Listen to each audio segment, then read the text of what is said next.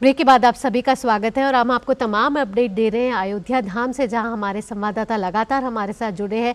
राम नगरी अयोध्या से हमारे साथ जुड़े हुए आशुतोष शुक्ला और हमारे साथ जुड़ चुके हैं शैलेंद्र मिश्र और नीरज सिंह भी। शैलेंद्र, मैं यहाँ आपके पास आना चाहूँगी। जय श्री राम सबसे पहले आपको। और उत्तर प्रदेश के मुख्यमंत्री योगी आदित्यनाथ ने भी खासे निर्देश दिए हैं और उन्होंने कहा है कि जब भी कोई अब अयोध्या आए तो वो उत्तर प्रदेश की जो आतिथ्य संस्कृति है उसकी परंपरा से भी रूबरू हो। और उत्तर प्रदेश के मुख्यमंत्री योगी आदित्यनाथ भी सुरक्षा से जुड़ी तमाम जो चीजें हैं उस पर नजर बनाए बैठे हैं। देखिए, हम जानते हैं कि कल ही कई आधुनिक सुविधाओं की शुरुआत हुई है। सोलर बोट की शुरुआत हुई है अयोध्या में, यानी सोलर बोट पर आप सफर कर सकते हैं सरयू नदी में। इस वक्त हम मौजूद हैं कारसेवकपुरम में। आप हमारे पीछे देखें, यहाँ पर पूजन हो रहा है और इस तरह से एक दिव्य भव्य माहौल ये अयोध्या में दिखाई दे रहा है। तमाम जो श्रद्धालु हैं वो आप देखिए बात करते दिखाई दे रहे हैं। हमारे साथ हमारे सहयोगी नीरज सिंह हैं, उनसे जानेंगे कितनी हाईटेक व्यवस्था हो गई है। एक श्रद्धालु हमारे साथ है, उनसे जानेंगे। आप बताइए कहाँ से आए? हम लोग जिला मुजफ्फरनगर बुढ़ाना ग्राम कुर्थल से आए हैं। आप लोग मुजफ्फरनगर से आए हैं। बदली हुई अयोध्या नजर आ रही है, भव्य अलौकिक अयोध्या नजर आ रही है, भव्य नव्य दिव्य अयोध्या नजर आ रही है, जो बैकुंठ और स्वर्ग से भी अच्छी लग रही है। ये सप्तपुरी में से सबसे बड़ी पुरी है। हमें आनंद आ गया, हमारा जीवन धन्य हो गया कि हम इस प्राण प्रतिष्ठा के साक्षी बनेंगे। 500 साल बाद आया है।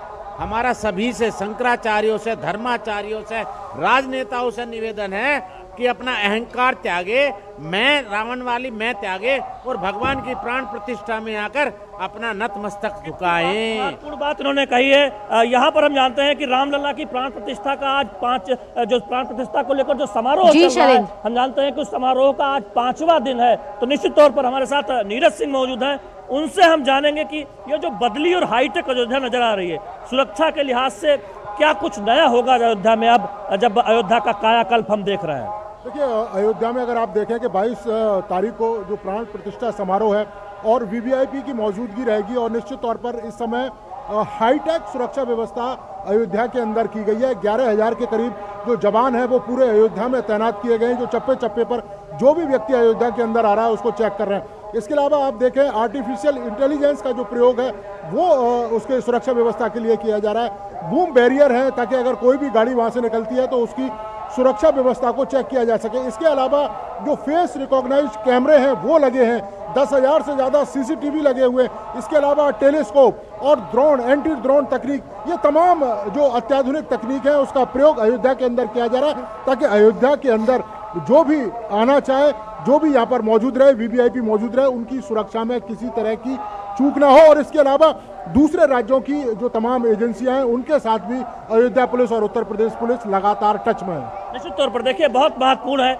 इन्होंने बताया कि हाईटेक किस सुरक्षा व्यवस्था के लिहाज से किस तरह से रही और पूरी अयोध्या राममय नजर आ रही है। हम जानते हैं कि इस भव्य दिव्य अलौकिक अयोध्या को लेकर जो श्रद्धालु ने वर्णन किया, अपने आप में हम कह सकते हैं कि ये वो अयोध्या है जिसकी 500 एक तरह से वर्षों से या दशकों से, शताब्दियों से लोगों ने जिस बात की उम्मीद की थी वो पल आने वाला है। तो बहुत महत्वपूर्ण है। आप ये चेहरे देखिए और यहाँ पर देखिए, जो इस वक्त जो कारसेवकपुरम में मैं मौजूद हूँ, यहाँ पर वो भक्ति का माहौल नजर आता है, वो भक्ति का माहौल नजर आता है जिसमें हम देखते हैं कि लोग अभिभूत हैं, प्रसन्नचित्त हैं और इंतजार कर रहे हैं उस दिन का, प्राण प्रतिष्ठा के उस दिन का, जब हम जानते हैं कि जिस दिन का न केवल भारत को बल्कि पूरी दुनिया के जो सनातनी है उनको इंतजार है। तो निश्चित तौर पर हम इस वक्त मौजूद हैं कारसेवकपुरम में, जहाँ पर आप देख रहे हैं कि भजन पूजन हो रहा है। जी शैलेंद्र, यहाँ मैं आशुतोष के पास भी जाना चाहूँगी। आशुतोष, आप जहाँ खड़े हैं वहाँ की स्थिति बताइए। आपने अभी बताया कि कैसे पीएसी के बैंड जो हैं वो लगातार तैयारियों में जुटे हुए हैं, रंगोलियों से उकेरा जा रहा है पूरे सड़कों को। साथ ही साथ अगर जिस तरीके से हम स्क्रीन पर दिखा रहे हैं, फूलों से पूरी तरह से सजी हुई नजर आ रही है अयोध्या। तो अब महज 2 दिन का समय रह गया है। बिल्कुल भावना, मैं आपको वो दृश्य दिखाना चाहता हूं। कैमरामैन विवेक से कहूंगा कि लता चौक, ये सुबह का दृश्य है।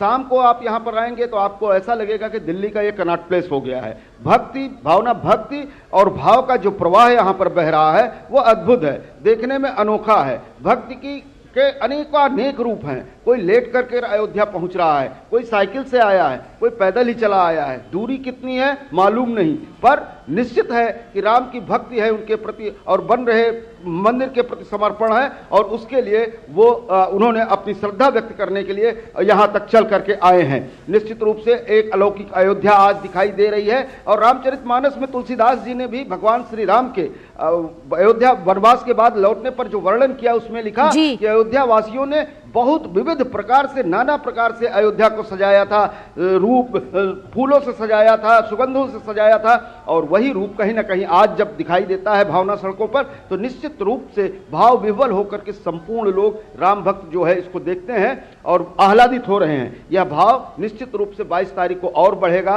और आनंद का अनुभव राम भक्त जरूर करेंगे। भावना सही कहा आशुतोष आपने। तो अयोध्या इस समय इतिहास रचने को तैयार है और देश भर नहीं, दुनिया के सभी जो राम भक्त हैं वो अब बेहद इंतजार कर रहे हैं उस पल का, 22 जनवरी का, जब प्राण प्रतिष्ठा समारोह होगा और उसके बाद जो राम भक्त हैं वो दर्शन कर पाएंगे प्रभु श्री राम, मर्यादा पुरुषोत्तम श्री राम लला का। आप तीनों का, आशुतोष आपका, शैलेंद्र और नीरज आपका, आप तीनों का बहुत बहुत धन्यवाद इन तमाम अपडेट के लिए। तो यहाँ रुक रहे हैं एक छोटे से ब्रेक के लिए। ब्रेक के बाद भी खबरों का सिलसिला यूं ही जारी रहेगा और ब्रेक के बाद बात करेंगे विकसित भारत संकल्प यात्रा से जुड़ी खबरों।